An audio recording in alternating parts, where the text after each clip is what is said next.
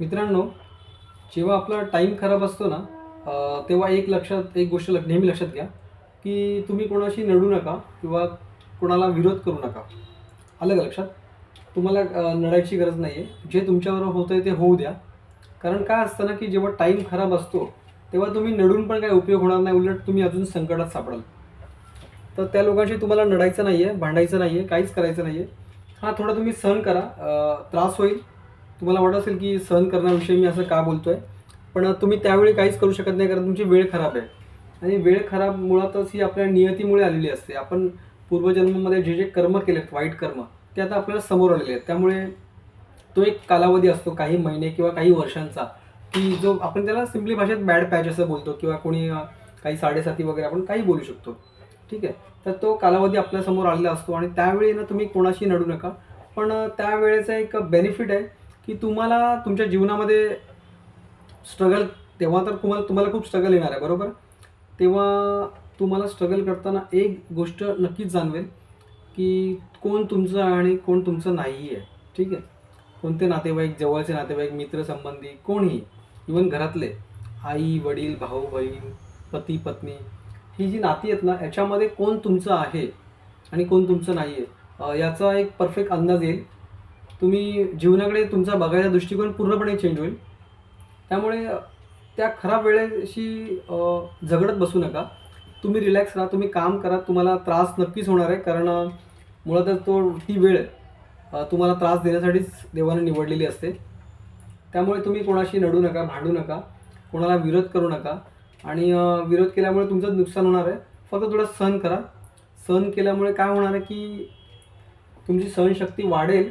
तुम्हाला जीवनाशी त्या खराब परिस्थितीमध्ये टॅकल कसं करायचं याची एक चांगलीच जाणीव होईल आणि तुम्हाला जो त्या खराब पिरियडमध्ये देवाने सांगितलं की एवढा एवढा त्रास बाबा रे मी तुला लिहिलं आहे, तो तेवढा त्रास होणार नाही, हे लक्षात घ्या. कारण काय होतं ना, की जेव्हा तुम्ही विरोध करणार एखाद्या गोष्टीला, तेव्हा विरोध केल्यानंतर समोरचे 10 पटीने विरोध करणार. कारण असं नाही की त्यांचा टाईम बलवान आहे, पण तुमचा टाईम खूप खराब आहे आणि तुमचा टाईम खराब आहे तर ऑब्व्हियसली त्यांचा टाईम बलवान आहेच. ठीक आहे. मग त्या भांडणामध्ये, त्या विरोधामध्ये तुम्ही 100% हरणार आहात आणि ते 100% जिंकणार आहात आणि त्यावेळेला ती परकी लोकं नसून तुमच्या घरातले, तुमच्या जवळचे, तुमच्या रक्ताचे, तुमच्या जीवाभावाचे नातेवाईकच असणार आहे. घरातले, कुटुंबातलेच पर्सन असणार आहेत. त्यामुळे तुम्हाला खूप त्रास होणार आहे आणि तो त्रास मुळात आपणच आपल्या मागच्या जन्मांच्या कर्मानुसार लिहून ठेवलेला आहे, की बाबा आपण त्यांना त्रास दिला त्यामुळे ते आपल्याला त्रास देणार. त्यामुळे ॲनालाइज करू नका कुठे, की ही व्यक्ती माझ्याबरोबर कशी वागते आणि काय काय झालं आणि काय नाही. ॲनालाइज करत बसू नका, कारण ही सगळी आपल्याच कर्माची फळं असतात. पण त्यावेळेला खचून न जाता, लक्षात आलं का? त्यावेळेला खचून न जाता तुम्ही त्यांना विरोध करू नका. तुम्ही थोडं सहन करा. मी ह्या वेळेला म्हणेन, की तुम्ही सहन करा. काय असतं ना, की ह्या वेळेला तुम्ही शक्तिहीन आहात मुळात. तुम्हाला तुमच्या देवी देवतांचा किंवा कोणत्या मित्रांचं किंवा जे तुमचे हितचिंतक आहे त्यांचा पण सपोर्ट लाभणार नाही. लक्षात आलं का? कारण ती वेळच निसर्गाने निवडलेली असते, की तुमची परीक्षा, तुमचं पूर्वजन्मांचे जे कर्म आहेत त्यांना समोर आणून तुम्हाला दाखवण्यासाठी, की बरं तू असं केलंस आणि ते तू भोगतोयस म्हणजे तू केलेलंच आहे म्हणून तू भोगतोयस. फक्त काय होतं ना, की जेव्हा आपली वेळ येते भोगायची, तेव्हा आपल्याला खूप वाईट वाटतं आणि वाईट वाटणं ठीक आहे, आता साहजिक आहे, आपण भोगतोय म्हटल्यावर.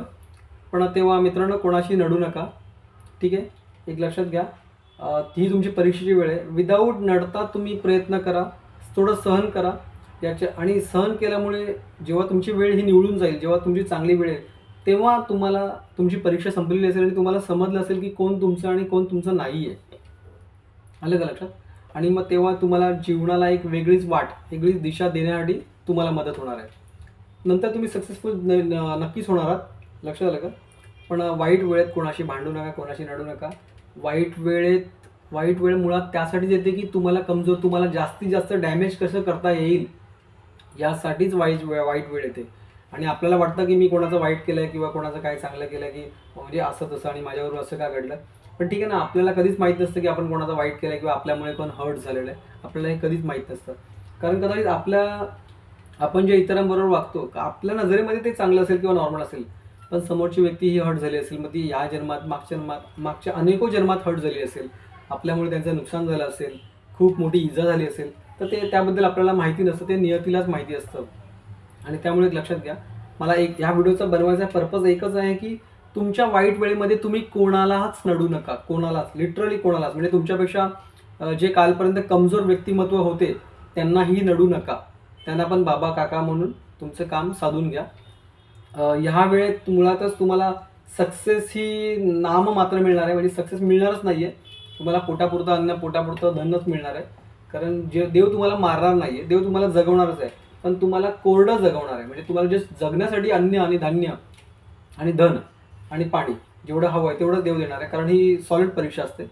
त्यामुळे ह्या व्हिडिओचा बनवायचा पर्पज हाच आहे की तुमचा वाईट वेळेत तुम्ही कोणाला नडू नका. तुमची व्यक्त वेळ काढा आणि त्यावेळी तुम्ही आहे ना अजून काही पापं करू नका, अजून कोणाला हर्ट होईल असं काहीच करू नका, अजून कोणाचं नुकसान होईल असं काहीच करू नका.